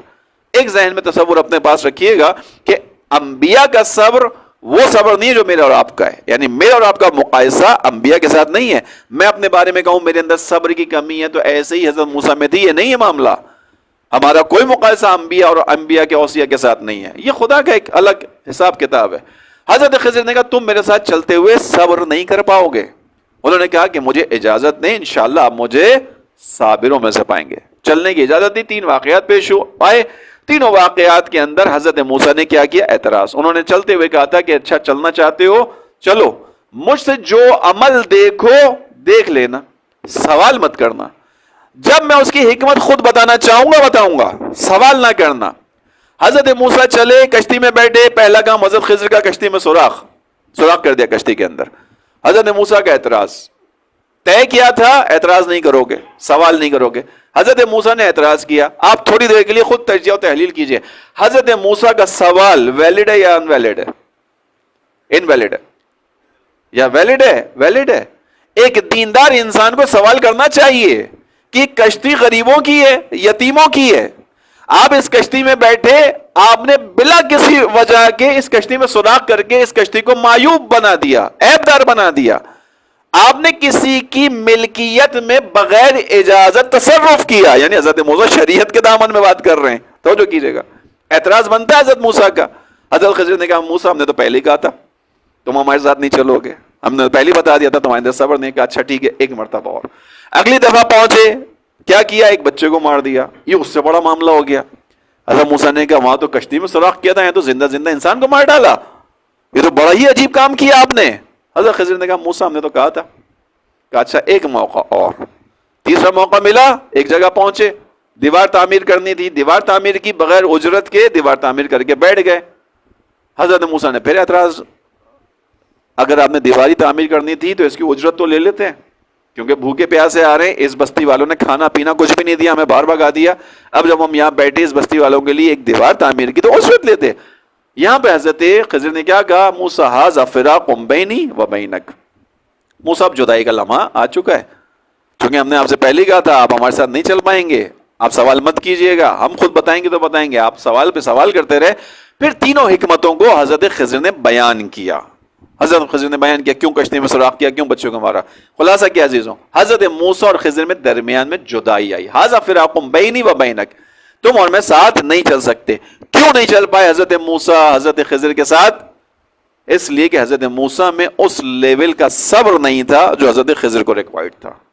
یہ قرآن سے واقعہ مختصر کر کے اس لیے بیان کیا. ہم اور آپ جو اولیاء کے ساتھ چلنے میں مشکل میں پڑتے ہیں اس لیے کہ اولیاء خدا کے ساتھ، ائمہ کے ساتھ چلنے کے لیے جس ظرفیت کی ہمیں ضرورت ہوتی ہے وہ ہمارا ظرف نہیں ہوتا. نتیجے میں کیا ہوتا ہے؟ لوگ ائمہ کا ساتھ چھوڑ دیتے ہیں. اولیاء خدا کیوں لوگوں کی مدد سے محروم ہوتے ہیں؟ کیونکہ لوگوں میں وہ ظرفیت نہیں ہوتی. ظرفیت نہیں ہوتی. کہاں سے حاصل ہوگی؟ مجھے نہیں بتاؤں کہاں سے حاصل ہوگی. اتنا معلوم ہے کہ یہ فرش عزا ہماری اور آپ کی اسی ظرفیت میں اضافہ کر سکتا ہے. اگر میری اور آپ کی ظرفیت، ظرف کسی جگہ سے وسیع ہو سکتا ہے کہ جہاں سے سیکھ کر میں اور آپ ائمہ علیہ السلام کی قابلیت، ان کا ساتھ دینے کی قابلیت پیدا کر سکیں تو وہ یہ فرش عزا ہے. یہ فرش عزا ہے. کیوں؟ کیونکہ اس فرش عزا پر بیٹھ کر آپ تذکرہ کس کا سنتے ہیں؟ جون کا. کون ہے جون؟ ایک غلام ہے، سیاہ فام غلام ہے، پڑھا لکھا بھی نہیں ہے، مالدار بھی نہیں ہے، غلام ہے. لیکن اس کا ظرف کتنا اعلیٰ ہے کہ مدینے میں رسول اللہ کو اپنی آنکھوں سے رسول کے دوش پر سوار لوگوں نے دیکھا، اور جب رسول اللہ نے امام حسین نے جانے کا ارادہ کیا تو لوگ امام حسین کو نصیحت کرتے رہ گئے، امام حسین کے ساتھ چلنے پہ آمادہ نہ ہو سکے. جون امام حسین کے ساتھ چلتا ہوا میدان کربلا میں آ گیا. ظرفیت تھی جون کی. ظرفیت تھی کس کی؟ عمر ابن جنادہ کی. 11 سال کا بچہ. مدینے میں وہ بڑے بڑے بوڑھے افراد رہ گئے کہ جنہوں نے رسول کو بھی آنکھ سے دیکھا تھا، امام علی کو بھی آنکھ سے دیکھا تھا، رسول اللہ کو اپنی آنکھوں سے امام حسین علیہ السلام کو اپنی آغوش میں اٹھاتے ہوئے دیکھا، اپنے دوش پہ سوار کرتا ہوا دیکھا. جب امام حسین نکل رہے ہیں، روکنے کی کوشش کر رہے ہیں، اور جب امام حسین کو نہیں روک پائے تو پھر ایک جملہ کہتے ہیں، اچھا اب آپ جا رہے ہیں تو ذرا گردن نزدیک کر دیجئے. رسول اللہ نے کہا تھا اس گردن پہ اسلام کی خاطر چھری چلے گی تو ہم تبرک حاصل کر اس گردن کا بوسہ لینا چاہتے ہیں. اپنا حصہ کتنا لیا؟ فقط امام حسین علیہ السلام سے اپنے آپ کو متبرک کر لیا. توجہ کیجئے گا، یعنی فقط امام حسین کو تبرک کے لیے رکھا، عمل کے لیے نہیں رکھا. توجہ کیجئے گا عزیز. امام حسین کے نام پہ فقط تبرک لیا، متبرک کر لیا نا اپنے آپ کو امام حسین کا بوسہ دے کے، یا نہیں کیا؟ میں اور آپ آج جا کے ذریعے امام حسین کو بوسہ دے کر اپنے آپ کو متبرک کر کے آتے ہیں. اس نے تو شخص سے امام حسین کا بوسہ لیا. لیکن آیا عزیزوں رسول اللہ یہ کہہ کے کہتے کہ حسین کے گلے کا بوسہ لے کر اس کو خداحافظ کر دینا، یا بتا کر کہتے کہ اگر تم ساتھ نہیں دو گے تو حسین کے گلے پہ چھری چلے گی؟ یہ بتا کے جا رہا ہوں. توجہ کیجئے گا. معیت کیوں مشکل ہوتی ہے؟ اس لیے مشکل ہوتی ہے کہ انسان ائمہ علیہ السلام کا ساتھ کیوں نہیں دے پاتا؟ اس لیے کہ ائمہ کا ہدف بلند ہوتا ہے، انسان کے اندر ظرف کی کمی ہوتی ہے. کربلا کا یہ فرش عزا جو گھر گھر بچتا ہے، امام بارگاہوں میں بچتا ہے، مساجد میں بچتا ہے، عزیزوں یہ ظرفیت کو بڑھاتا ہے. اسی فرش نے مختلف علاقوں کے لوگوں کی، معاشروں کی ظرفیت کو بڑھایا تو دنیا کے اندر بہت ساروں نے انقلاب برپا کر لیا. ایسا ہی ہوا یا نہیں ہوا ہماری آنکھوں کے سامنے؟ انقلاب ایران اس کی ایک مثال ہے. 2.5 لاکھ شہید انہوں نے دے دیے، ایک نظام قائم کر لیا. امام خمینی نے کیا کہا؟ ہمارے اس انقلاب کے پیچھے کون سی طاقت ہے؟ کوئی ایٹم بم تھا امام خمینی کے پاس؟ جملہ سنا ہوا ہے آپ سب کا کہ ہم نے فلاں ایٹم بم کی طاقت سے یہ انقلاب کیا ہے، ہمارے پاس فلاں میزائل تھے، ہم نے یہ بم انقلاب برپا کیا. انہوں نے کہا ہمارے پاس جو کچھ ہے کس چیز کی بدولت ہے؟ محرم اور سفر کی بدولت. اس فرش عزا نے ظرفیت دی ہے. وہ قوم کے جو اپنے آپ کو نہیں سمجھ رہی تھی، باہر سے آنے والا عیاش انسان وہاں عیاشی کر کے چلا جاتا تھا، اس قوم کو امام حسین نے پلٹا. امام خمینی اور ان کے ساتھ کام کرنے والوں نے اسی فرش عزا سے پیغام دیا، اپنی حیثیت و ہویت کو پہچانو. تم دنیا کے عیاش لوگوں کی خدمت کے لیے خلق نہیں ہوئے ہو. تم وہ لوگ ہو کہ تم وہ انقلاب کرو کہ دنیا کے صالحین انقلاب کرنے کے لیے تمہاری طرف نگاہ کریں. اور وہ کام ہو گیا. آج دنیا کے صالح انسانوں کا مرکز وہ حکومت ہے. ایسا ہی ہے یا نہیں ہے؟ اسی فرش عزا نے ظرفیت عطا کی. اسی فرش عزا نے، عزیزوں میں ہمیشہ ذکر کرتا ہوں، فرض سمجھ کے کرتا ہوں، اسی فرش عزا نے، اسی ذکر امام حسین علیہ السلام نے نائجیریا میں بیٹھنے والے اس شخص کے اندر وہ حوصلہ پیدا کیا کہ اس نے امام حسین کو پہچانا. خود اکیلا اس راہ پہ نہیں چلا، شیخ ابراہیم زکزکی کروڑوں انسانوں کو اپنے ساتھ لے کر چلنے کے قابل بن گیا. اسی فرش عزا سے، اسی امام حسین علیہ السلام کے ذکر سے. یہ حوصلہ دیتی ہے امام حسین کی مجلس، عزیزوں ظرفیت کو بڑھاتی ہے. توجہ کیجئے گا، آخری نکات بیان کروں. زمانے کا امام آنے والا ہے انشاءاللہ. انشاءاللہ تو بولیں سب مل کے انشاءاللہ. دعا بھی کریں کہ خدا انشاءاللہ جلد ظہور فرمائے, اور امام کے ظہور کے لیے سب مل کے درود بھی بآواز بلند پڑھیں.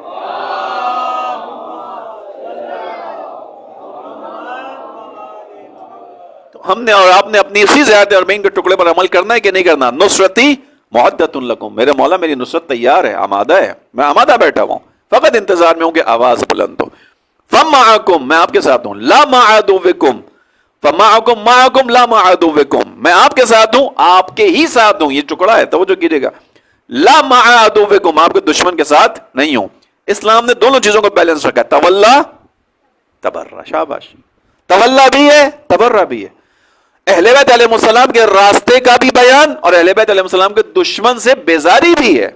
اس ٹکڑے میں بھی آپ نے دونوں چیزوں کو ایک ساتھ بیان کیا. معکم، آپ کے ساتھ ہوں، معکم، آپ کے ہی ساتھ ہوں، یعنی قلبی طور پر بھی آپ کے ساتھ ہوں، عملی طور پر بھی آپ کے ساتھ ہوں. کیوں ہے زیارت اربعین میں؟ یہ اس لیے کہ ہمارے آپ کے امام حسن مجتبیٰ نے فرمایا،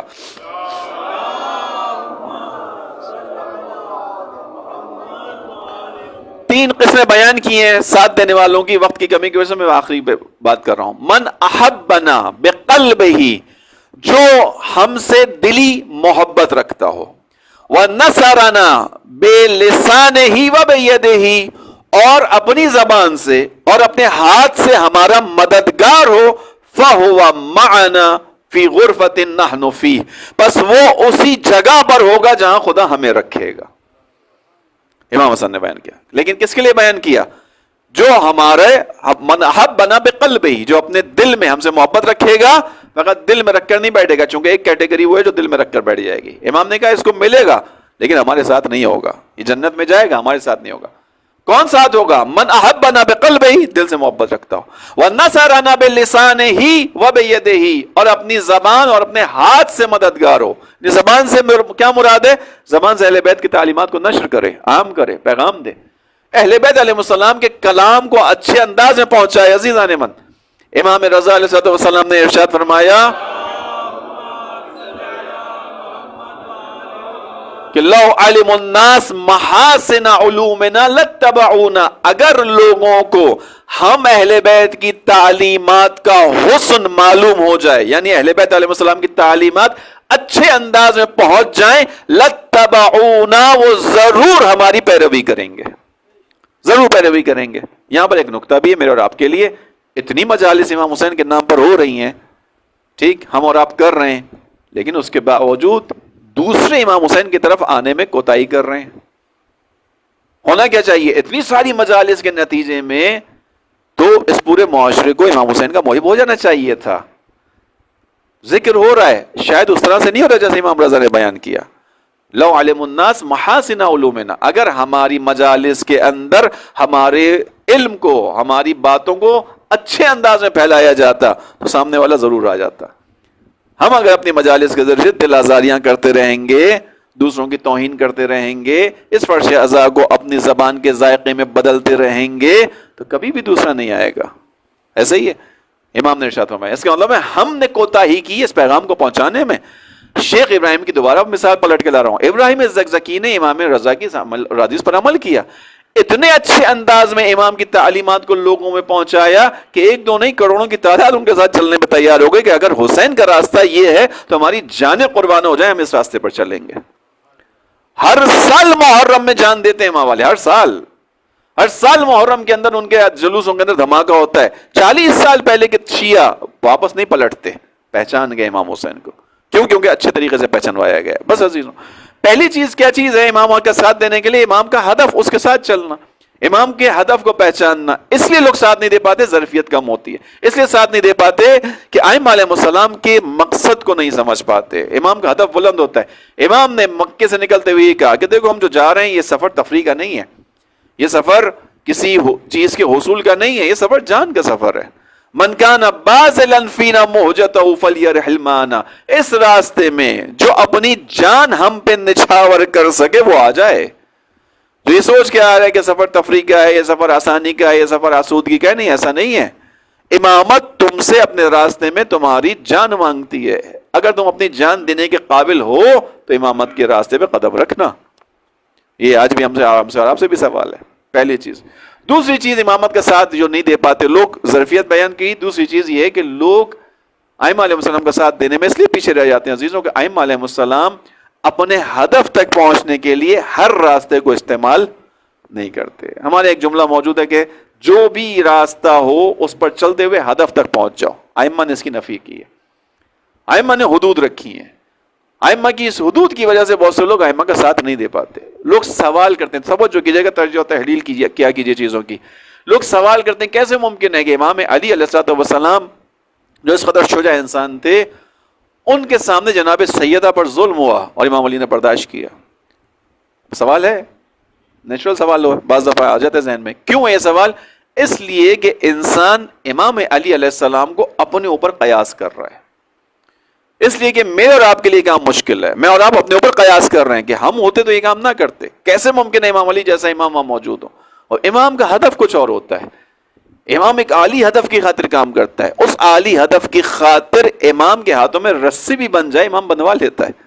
ہدف کچھ اور ہوتا ہے. عام انسان اس ہدف کو نہیں سمجھ پاتا. امام کا اپنے ساتھ قیاس غلط ہے. ایک شخص آیا آنے کے بعد اس نے امام علی سے کہا کہ آپ سے جو سوال پوچھا جائے آپ جواب دے دیتے ہیں اور کسی سوال کے جواب میں سوچتے بھی نہیں ہیں. اب اس کا سوال کیوں ہے؟ اپنے اوپر قیاس کر رہا ہے کہ بھئی یہ بھی تو ایک انسان ہے. کہ آنے کے بعد کہتا ہے کہ آپ سے جو سوال پوچھا جائے آپ فوراً جواب دیتے ہیں، سوچتے بھی نہیں ہیں. امام علی نے اس کی وضاحت کے لیے کہا اچھا یہ بتا تیرے ہاتھ میں انگلیاں کتنی ہیں؟ اس نے کہا 5 ہیں. امام نے کہا سوچا کیوں نہیں؟ کہا اس میں کیا سوچوں، ہاتھ سامنے کی بات ہے. امام نے کہا کائنات میرے سامنے کی بات ہے. اپنا قیاس میرے ساتھ نہ کر. تیرا علم محدود ہے، میں اس کائنات کی تمام چیزوں سے واقف ہوں. یا تو جہاں سے سوال کرتا ہے میں جواب دے دیتا ہوں. اور ائمہ علیہ السلام کا قیاس اپنے ساتھ کرتا ہے انسان. امام علی کے بارے میں سوچتا ہے امام علی اگر وہاں موجود تھے تلوار کیوں نہیں اٹھائی؟ قیاس اپنے ساتھ ہو رہا ہے. نہیں، امام علی نے تلوار اس لیے نہیں اٹھائی کہ امام علی کا ہدف کچھ اور ہے. امام علی نے اگر اکیلے تلوار اٹھانی ہوتی تو امام علی تلوار کبھی نیام بھی نہ رکھتے. امام علی نے اکیلے تلوار نہیں اٹھانی تھی. رسول اللہ اسی لیے امام علی کو میدان غدیر میں دن کی روشنی میں پہچانوا کر گئے تھے کہ دیکھو میرے بعد اس علی کا ساتھ دینا ہے. اور واحد شاید رسول اللہ کی تاریخ کے اندر وہ جگہ ہو جہاں رسول اللہ نے اپنی زبان سے کسی کے لیے بد دعا بھی کی ہے. اللہم والی من والا ہو وعاد من آدھا ہو وخذل من خذلا. خدا ہے جو علی سے محبت اور ولایت رکھے اس کا تو ولی بننا، اور جو علی سے دشمنی کرے علی کو چھوڑ دے تو جو اسے رسوا کر دینا. رسول اللہ نے یا یہ واحد جگہ ہے رسول اللہ کی زبان میں. لیکن کیوں دن کی روشنی میں اتنے لاکھوں کے مجمع میں رسول اللہ کروا کے گئے دیکھو پہچان لو میرے بعد اس کا ساتھ دینا. اور امام علی نے اکیلے تلوار تھوڑی اٹھانی تھی. امام علی نے تلوار اٹھانی ہوتی تو معاملہ ہی ختم ہو گیا تھا. لوگوں نے ساتھ دینا تھا، لوگ ساتھ نہیں دے پائے. کیوں؟ اگین وہی بات ہے، ظرفیت کی بات. لوگوں کا ظرف وہاں تک نہیں پہنچا تھا کہ امامت کا ساتھ دے سکیں. رسول اللہ نے اس کو ظرف کو بڑھانے کے لیے بہت کچھ کیا، نہیں پہنچا وہاں تک. توجہ کیجیے گا عزیزان ایمان، بس زحمت ختم کروں. امام نے آنا ہے، اپنی ظرفیت کو مجھے اور آپ کو بڑھانا ہے، اپنی صلاحیت کو بڑھانا ہے. جو انسان ظرفیت کو نہیں بڑھائے گا وہ امام کا ساتھ نہیں دے پائے گا. معیت ظرفیت طلب کرتی ہے. ہمارا امام چلنے کا مطلب کیا ہے؟ یعنی جو امام کی نگاہ جس چیز کو قبول کرتی ہے وہ قبول کرنا ہے، جس چیز کو چھوڑ دیتی ہے وہ چھوڑ دینا ہے. اسی چیز کی پریکٹس کرتے ہوئے اس دوران غیبت کبریٰ میں آگے بڑھنا ہے. آخری نقطہ بیان کر دوں کیوں لوگ ائمہ کا ساتھ نہیں دے پاتے. اس لیے کہ معمولاً دنیا کی ڈوریاں انسان کے پاؤں میں ہوتی ہیں، تعلقات دنیا. اسی زیادہ 40 کا ٹکڑا آپ کے حوالے کرتے ہوئے مصائب کی طرف آ جاؤں.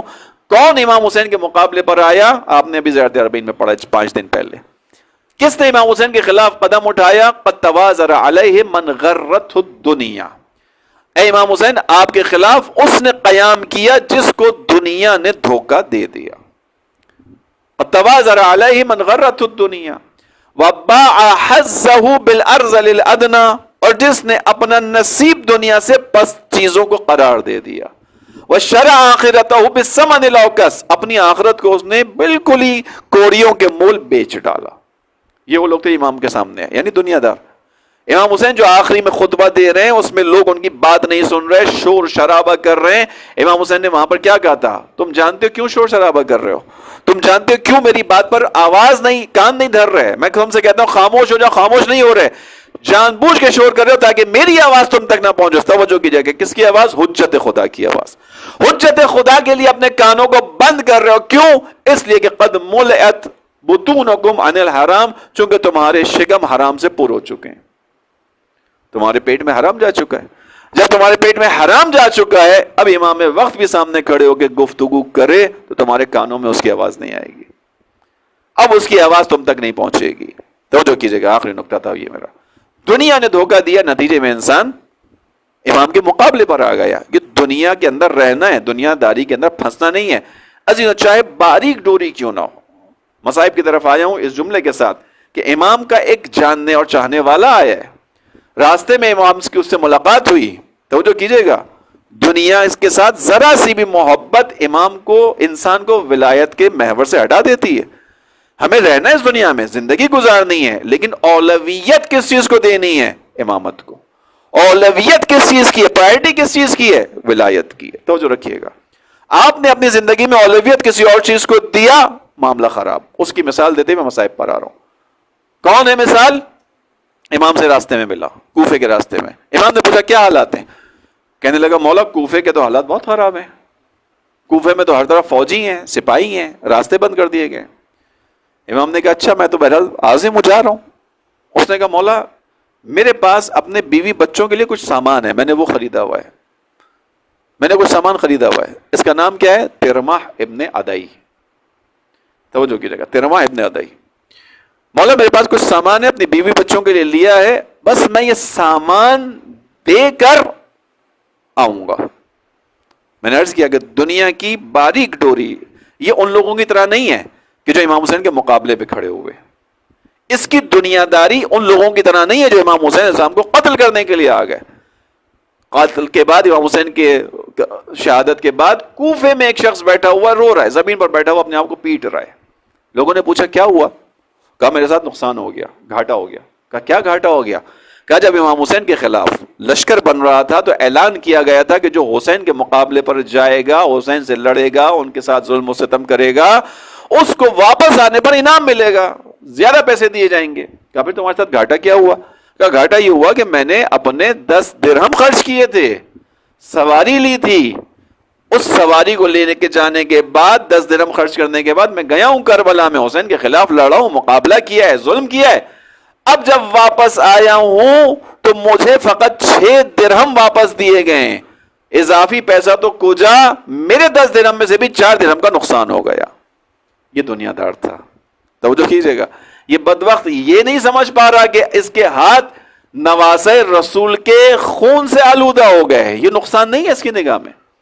اس کی نگاہ میں یہ نقصان نہیں ہے کہ اس کی آنکھوں کے سامنے رسول اللہ کی نواسیوں کے سر سے ردا کو چھین لیا گیا، خاندان عصمت و طہارت کے سروں سے ردا چھین لی. اس کو نقصان نہیں سمجھ رہا.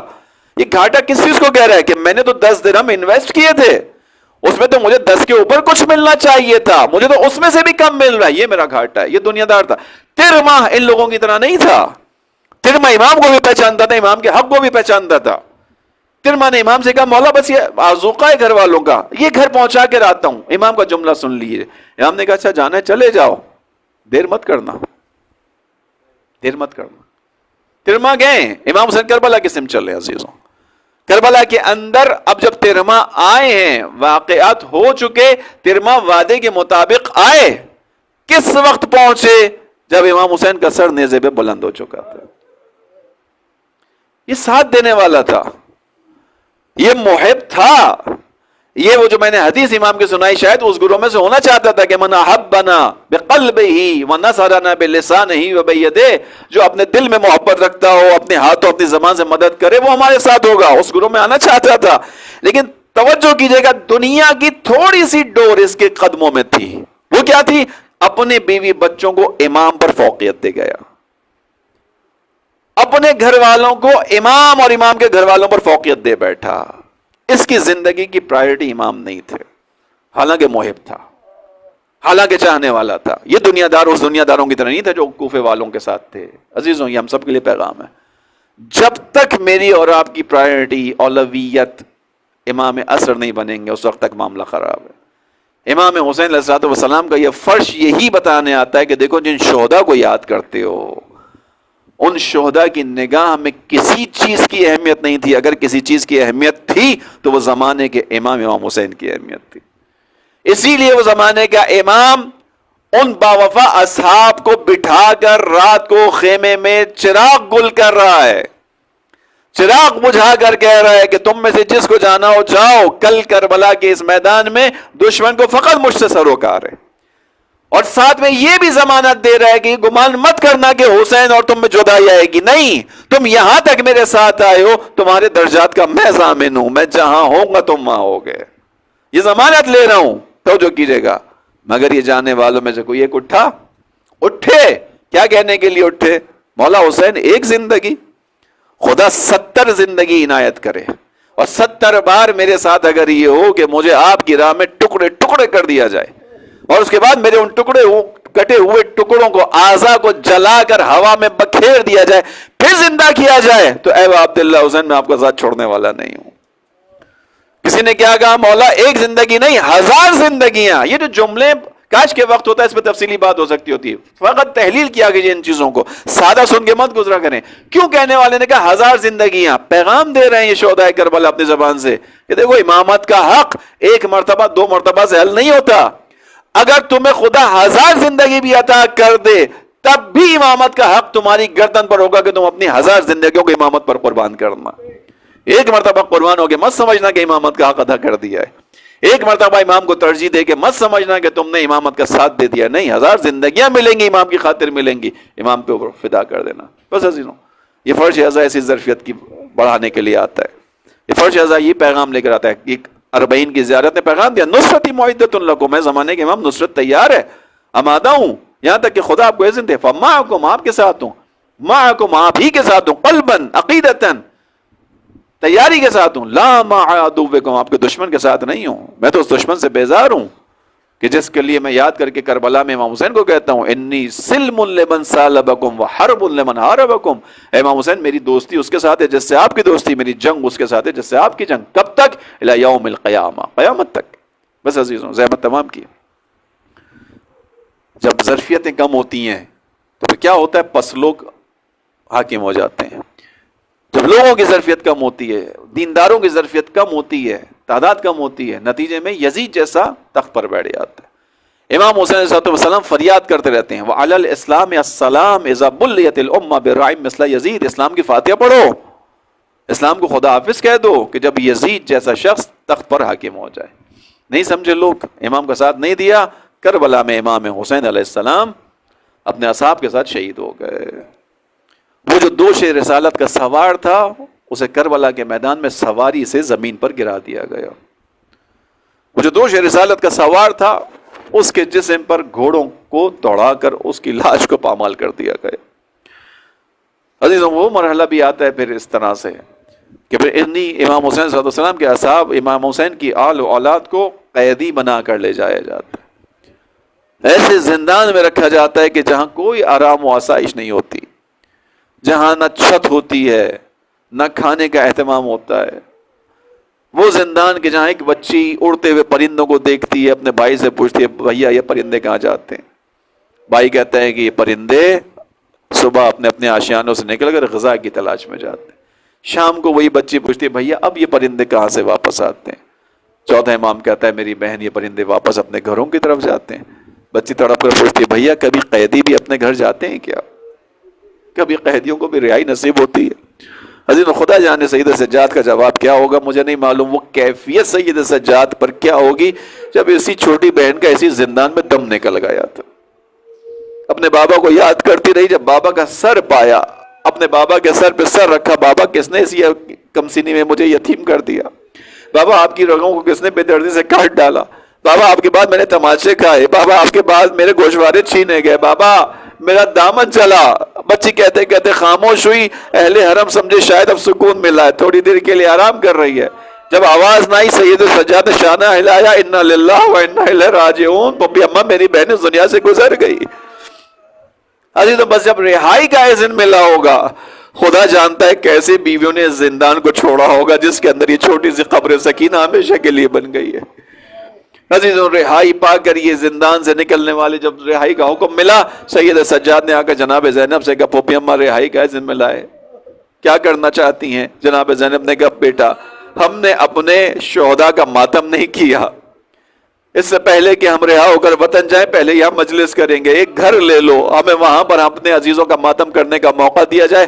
بس عزیزوں تاریخ میں بیان کیا، اسیروں کو زندان سے نکال کر اس گھر میں لایا گیا، جناب زینب نے دمشق میں پہلی مجلس حسین کی بنیاد رکھی، اور ساتھ میں بعض روایات میں نقل کیا گیا کہ شہداء کے سروں کو مانگا گیا، شہداء کے سر آئے گئے۔ اب ایک کے بعد ایک سر آتا ہے عزیزوں، قاسم کا سر آتا ہے، ام فروا آگے بڑھ کر سر کو تھام لیتی ہیں، حضرت علی اکبر کا سر آتا ہے، جناب زینب آگے بڑھ کے تھام لیتی ہیں، علمدار کربلا کا سر آتا ہے، ساری بیویاں آگے سے اپنے آغوش میں لے لیتی ہیں، تاریخ بیان ہوتی ہے امام حسین کا سر آگے آتا ہے، تمام بیویاں بیٹھ جاتی ہیں، سر حسین کو اپنے درمیان رکھتی ہیں۔ دو سروں کے بارے میں تاریخ میں نقل کیا گیا، لانے والے وہ سر لاتے ہیں مگر کوئی آگے بڑھ کے اس سر کو لینے والا نہیں ہوتا۔ لانے والی خواتین پوچھتی ہیں کیا ان بچوں کا اس قافلے میں کوئی نہیں ہے؟ کیا ان بچوں کی ماں اس قافلے میں موجود نہیں ہے؟ ان بچوں کا کوئی والی و وارث موجود نہیں ہے؟ خبر دینے والے کہتے ہیں ذرا آہستہ بولو، وہی جو سر حسین کے ساتھ بیٹھی ہے وہ ان بچوں کی ماں ہے۔ اجرکم اللہ۔ بس عزیزوں امام حسین علیہ السلام کا ماتم ہوتا ہے، مجلس ہوتی ہے، امام حسین کی مجلس کے بعد یہ قافلہ روانہ ہوتا ہے، کچھ فاصلہ طے کرنے کے بعد یہ قافلہ کربلا پہنچتا ہے، وہاں مجلس برپا ہوتی ہے مگر 3 دن سے زیادہ وہاں رہ نہیں پاتے۔ امام سجاد کہتے ہیں بھوپی اماں یہاں سے چلنا ہوگا، یہاں رہ جائیں گے تو کوئی رہ نہ پائے گا۔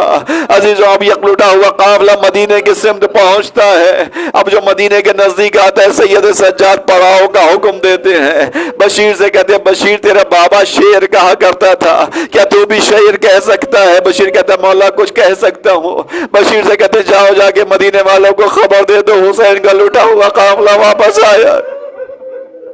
اجرکم اللہ۔ بس عزیزوں بشیر جا کر خبر دیتا ہے اہل مدینہ، مدینہ رہنے کے قابل نہ بچا، رسول کا نوازا کربلا کے میدان میں بے پیاسا سے بہا کر دیا گیا، رسول کی آل و اولاد قید کر کے کوفہ و شام کے بازاروں میں لے جائی گئی۔ اہل مدینہ آؤ، اسی حسین کا وارث سید سجاد تمہیں مدینے کے دروازے پر ملے گا۔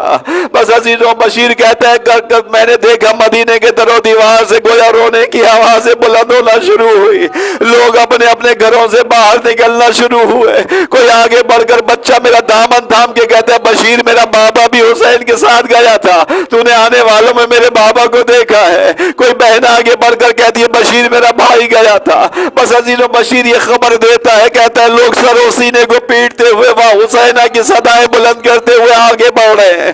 بشیر کہتا ہے میں بس یہ سوچتے ہوئے آگے جا رہا ہوں کہ ایسا نہ ہو یہاں میری ملاقات ایک معظمہ سے ہو جائے، ایک ایسی خاتون سے ہو جائے جس نے اپنے 4 بچوں کو کربلا میں بھیجا تھا، اس کے 4 بچوں میں ایک بچے کا نام علمدار کربلا ابوالفضل العباس بھی تھا۔ بشیر کہتا ہے مگر میں کیا کروں، سامنے سے میرا سامنا جناب ام البنین سے ہو جاتا ہے، ام البنین مجھے روکتی ہیں بشیر کربلا کی خبر لے کر آیا ہے۔ میں کہتا ہوں ہاں بی بی کربلا کی خبر لے کر آیا ہوں۔ بی بی کہتی ہے بشیر اخبرنی عن کربلا، مجھے کربلا کی خبر دے۔ بشیر سمجھتا ہے شاید اپنے بچوں کا پوچھنا چاہتی ہے، میں بی بی کو خبر دیتا ہوں آپ کے بیٹے جعفر نے اپنے مولا کے اوپر جان قربان کر دی۔ بی بی کہتی ہے بشیر اخبرنی عن کربلا، میں دوسرے بیٹے کا تذکرہ کرتا ہوں۔ بشیر کہتا ہے میں جانتا ہوں عباس سے بڑی شدید محبت تھی، اس لیے پہلی خبر عباس کے بارے میں نہیں دینا چاہتا، مگر بی بی تیسرے بچے کی شہادت کی خبر سن کر بھی کہتی ہے اگر مجھے کربلا کے بارے میں بتا۔ اب میں عباس سے علمدار کی خبر لیتا ہوں، اے بی بی آپ کے بیٹے عباس نے حق وفا ادا کر دیا، میں نے سنا ہے آپ کا بیٹا پانی تک پہنچا تھا مگر پانی کو اپنے ہونٹوں تک لے کر نہ گیا، ارے عباس نے اپنے بازو کٹوا دیے تھے۔ بی بی کہتی ہے اخبرنی عن کربلا، اے بشیر تم مجھے میرے مولا حسین کی خبر کیوں نہیں دیتا؟ ارے میرے تمام بچے اپنے مولا کے فدائی تھے، بشیر مجھے میرے مولا حسین کی خبر دے۔ بشیر کہتے ہیں بی بی آپ کا مولا حسین کربلا میں پیاسا ذبح ہو گیا۔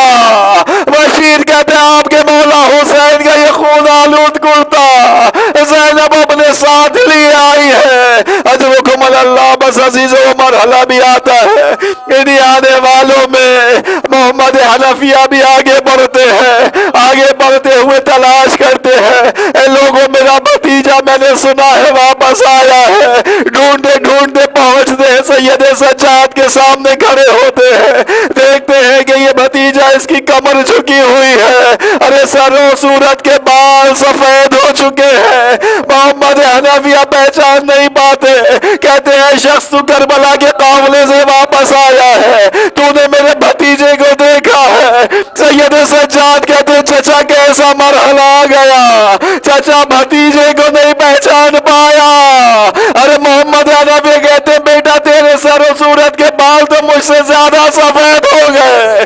عجب نہیں سید سجاد نے کہا ہو، ارے جس نے اپنے جوانوں کے لاشوں کو دیکھا ہو، جس نے اپنے بابا کو مقتل میں بے گورے کفن دیکھا ہو، جس نے شام اور کوفہ کا سفر ایسے کیا ہو، خلقت خدا نظارہ کر رہی ہو، پھوپھیوں کے سر پہ ردا نہ ہو، ارے جس نے کربلا کے بعد وہ منظر آنکھوں سے دیکھا، 700 کرسی نشین بیٹھے ہوئے تھے، جناب زینب بے ردا دربار میں لائی گئی تھی، ارے ملعون اشارہ کر کے پوچھتا تھا ان بیویوں میں زینب کون ہے؟ بس عزیز یہ مسائل سید سجاد نے بیان کیے، محمد حنفیہ نے آگے بڑھ کے گلے لگانا چاہا، سید سجاد کی آواز آئی چچا آہستہ، ارے ابھی میرے زخم بھرے نہیں ہیں، ابھی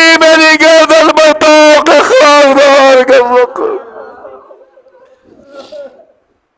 سيعلم الذين ظلموا أي منقلب ينقلبون على لعنة الله على القوم الظالمين اللهم لعن ولا ظالم ظلم حق محمد وآل محمد وآخر تابع له ولا ذلك اللهم لعنهم جميعا